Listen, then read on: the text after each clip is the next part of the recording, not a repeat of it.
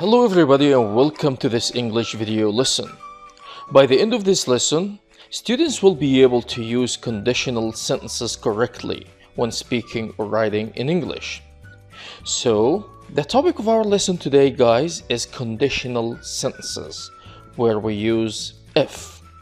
But before we get started, I just want you to know we have 4 conditionals in English. I'm gonna teach you 2, the easiest 2. The zero conditional and the first conditional. Okay, let's kick off with the zero conditional. Let's have a look at these examples. If you heat ice, it melts. If you don't water the plant, it dies. If we leave the tap on, we waste water. Notice here that every sentence consists of 2 parts, where the first part begins with if. Also, by looking at the verbs, we'll figure out the verbs in both parts are in simple present. These examples, my friends, are zero conditionals. And we can use the zero conditional when we talk about things that are generally or always true.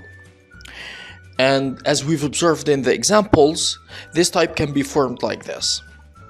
If, followed by present simple, then present simple. Okay? Yes, this is the formulation of any zero type, guys.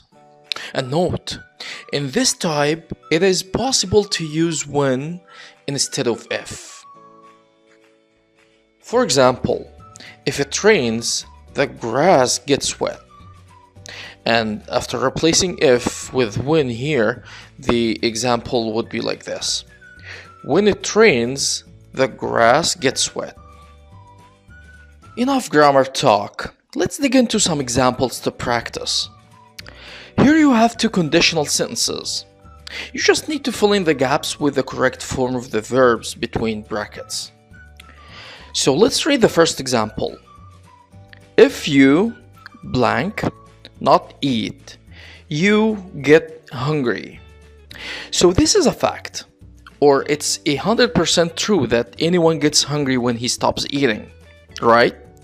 So it is a zero conditional, and since it's a zero conditional, we should put both verbs in present simple.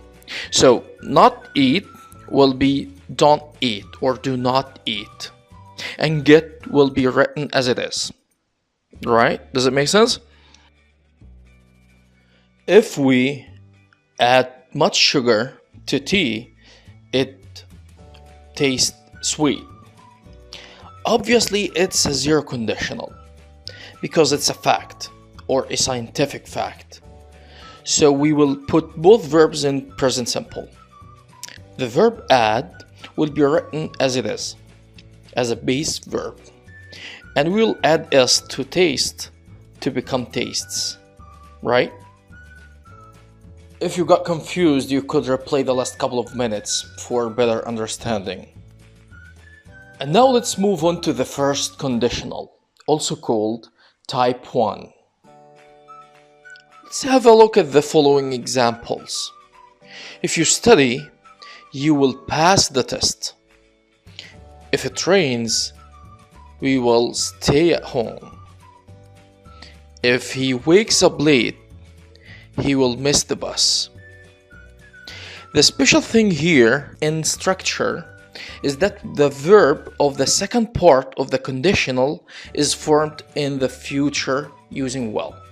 So all the examples start with if, then present simple, and then future with will.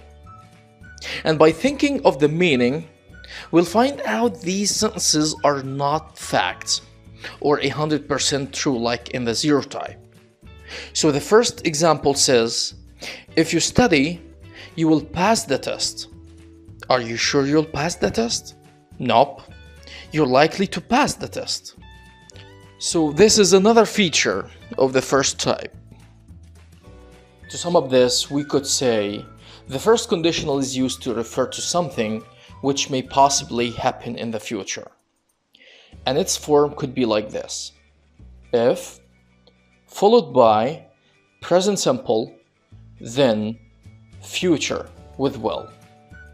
Note, the if clause can be either the first or the second part of the sentence. So you can switch the two parts around, and this is possible in both types. Examples on type 1. Look at this picture. He looks tired, maybe because he didn't get enough sleep or something.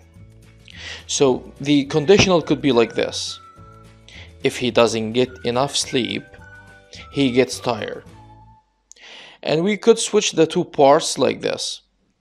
He gets tired if he doesn't get enough sleep. And here's another example on the 0 type. Here's someone trying to touch the fire. It's dangerous, guys, don't try it. The conditional could be like this. If you touch a fire, you get burnt. And after switching parts, it will be like this. You get burnt if you touch a fire. And here come the questions. Complete the following sentences with the correct form of the verbs given below. Pause the video and think of the answers. Now check your answers. Excellent. I hope, guys, you're now more confident about using conditionals.